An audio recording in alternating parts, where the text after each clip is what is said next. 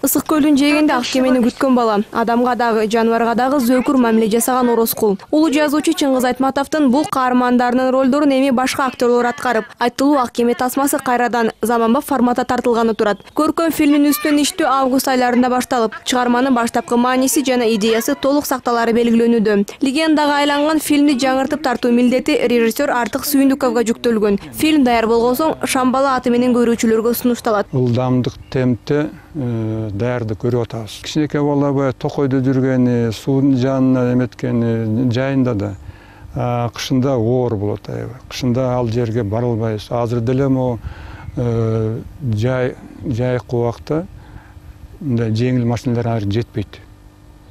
Байланыш жок, свет жок.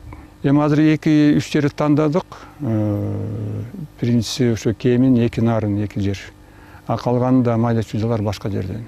Башка армандар поезддеги эле 6-7. Режиссердун айтымында ал бул идеяны 20 жылдан бери бышырып жүргөн. Толук метраждуу тасманы чыгаруу демилгеси Айтматовдун көзү тирүү кезинде эле көтөрүлүп, Түркияда Кара деңиздин боюнда тартууну пландашкан. Бирок каржы маселесинин улам долбоор ишке ашпай калган. Учурда тасмадагы жомоктун эпизоддорун Алтайда, ал эми карагайлуу туман баскан кадрларды Түркияда тартуу пландалууда. Калган бөлүгү Кыргызстанда тартылат. Тасманы Кыргыз фильм каржылап, долбоорго 20 миллион сом бөлүнгөн. 20 миллион бу да мындай жакшы берген. Башка фильмдерге андан аста берип атпайбы. Эми бул 90 жылдыкка.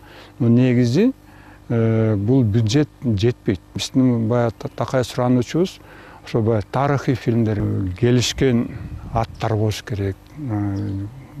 Кооз чоң боз үйлөр болуш керек. Кийимдер, тебетейлер, андайдыр бир башка реквизиттер. Ошол жок болуп атпайбы? Тартса, мына кичине жер жүзүнө көрсөтө турган чыгарманы тартыш керек.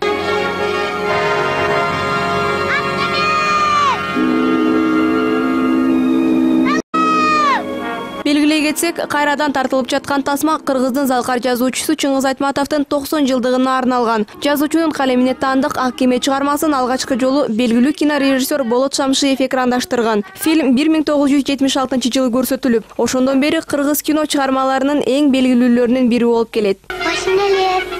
Машиналар! Ура! Машиналар! Кайыр Жайлообекова, Асхат Ибраимов, НТС.